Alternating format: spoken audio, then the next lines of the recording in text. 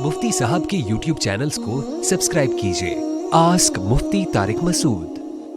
दुआ और तौबा कबूल होने का अफजल वक्त या तरीक़ा बता दें जिससे आसानी से दुआ और तौबा कबूल हो जाए। हाफिज़ जाहिद गुजरात से। आज के सवाल माशाल्लाह बड़े ख़ानदानी है भाई। तौबा का बेहतरीन वक्त तहज्जुद का वक्त है। याकूब अलैहिस्सलाम के बेटों को जब निदामत का एहसास हुआ ना कि हमने भाई को कुएं में डाल के अच्छा काम नहीं किया था, तो उन्होंने अपने अब्बा से कहा या अबतिस्तग़फिर लना, ए हमारे अब्बा आप हमारे लिए अल्लाह से इस्तिग़फ़ार करें।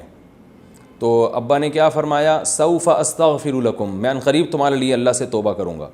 तो वो अनक़रीब का क्यों कहा, उसी वक्त क्यों नहीं कर ली?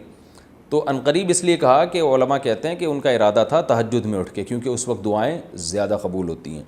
तो तहज्जुद का वक्त बेहतरीन दुआ की कबूलियत और तौबा की कबूलियत का बेहतरीन वक्त है। वैसे गुनाह अगर हो जाए ना तो तौबा में जल्दी करें, उसको तहज्जुद पे मौकूफ़ ना करें। फ़ौरी तौर पर तो तौबा कर ही लें, फिर मज़ीद ग्रेबी लगाएं तहज्जुद के वक्त में, क्योंकि डिले करने से भी नुकसान होता है। बाज़ दफ़ा शैतान कहता है एक और दफ़ा गुनाह कर लो, तहज्जुद में तौबा तो करनी है, तो इकट्ठी होलसेल के हिसाब से कर लेना तौबा। ये शैतान पट्टियाँ पढ़ा देता है इंसान को। आस्क मुफ्ती तारिक मसूद।